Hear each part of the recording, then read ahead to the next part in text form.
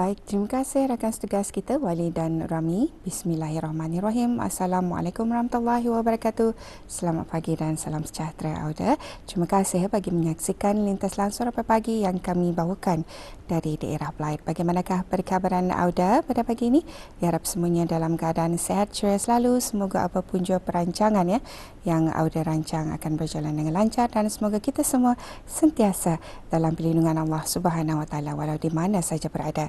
Seperti biasa Auda, dari daerah Belait saya akan kongsikan satu acara yang akan berlangsung di sekitar daerah Belait di mana Majlis Perundingan Kampung RPN Lumut Zon 1, 2 dan 3 dengan kerjasama Kelab Rekreasi Liang Lumut atau LLRC akan mengadakan pesta berdudun pada 6 hari bulan Mei hingga 10 hari bulan Mei bermula pada pukul 12.30 hari hingga 10 malam di Kelab Rekreasi Liang Lumut atau LLRC Jalan Pantai Lumut.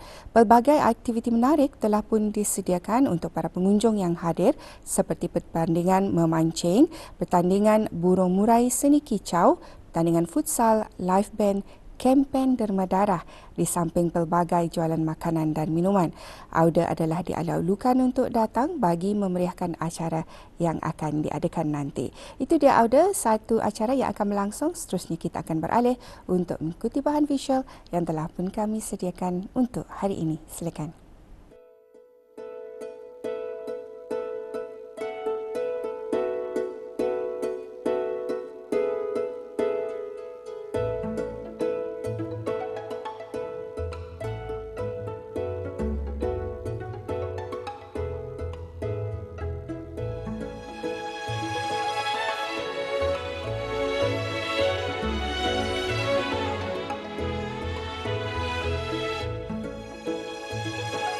Setiap helaian buku menyimpan dunia yang berbeza. Setiap perkataan membawa makna yang mendalam. Kita meraihkan keindahan ilmu melalui sambutan Hari Buku Sedunia. Satu hari khas untuk menghargai buku, penulis dan budaya membaca.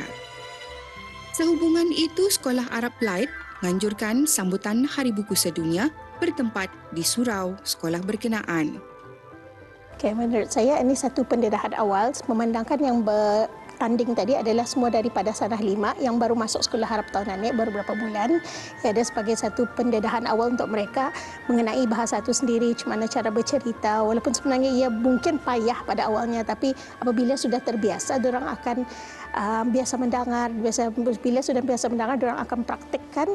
Lepas tu jadi kebiasaan dia diorang gunakan dalam sehari-harian, dalam pembelajaran diorang, dalam percakapan dengan seharian dengan kawan-kawan. Terpulang pada individu lah tu, ada student yang kira cepat membaca, cepat memahami, insyaAllah boleh selalunya dalam 4 tahun di sekolah Arab ni ada yang lancar sudah. Dia pulang azan lancar macam bahasa Melayu, tapi ia kira masih okey, dapat difahami dan okey buat ayat apa tu.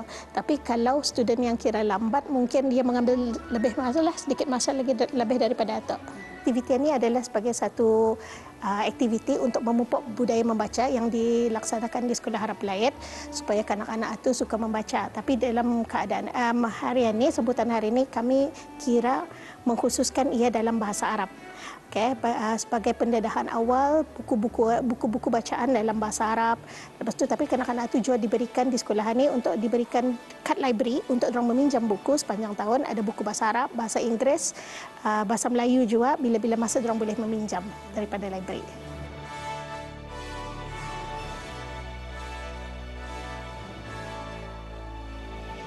Antara aktiviti yang diadakan ialah sesi membaca buku di mana pelajar diberi peluang untuk memilih buku yang sesuai dengan minat mereka, sekaligus menjadikan membaca satu pengalaman yang menyeronokkan. Seterusnya diikuti dengan pertandingan Mari Bercerita dalam bahasa Arab yang disertai seramai 5 pelajar dari sanah 5 dan pertandingan mengeja disertai 8 pelajar dari sanah 7 dan sanah 8. Aktiviti ini bukan sahaja menguji kreativiti, malah meningkatkan kemahiran berfikir dan keyakinan diri pelajar.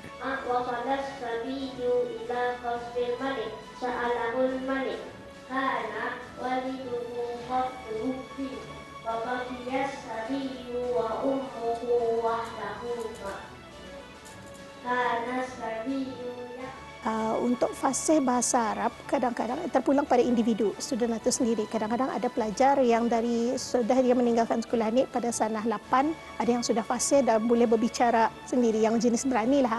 Tapi yang jenis takut-takut memang a bit struggle sama, tapi ia akan mengambil sedikit masa. Tapi lama-lama kalau sudah terbiasa, insya-Allah diorang boleh bercakaplah bahasa Arab.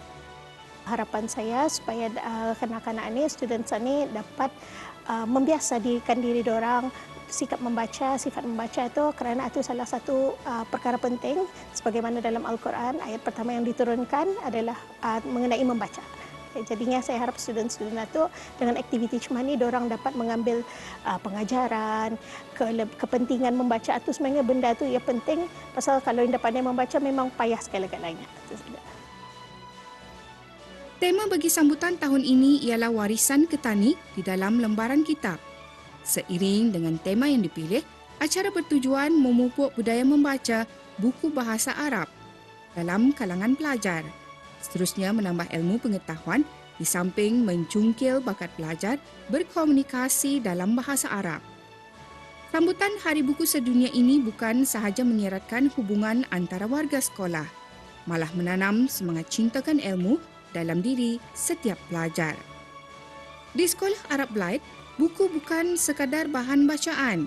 Ia adalah jendela dunia, pembimbing kehidupan dan sahabat sepanjang zaman.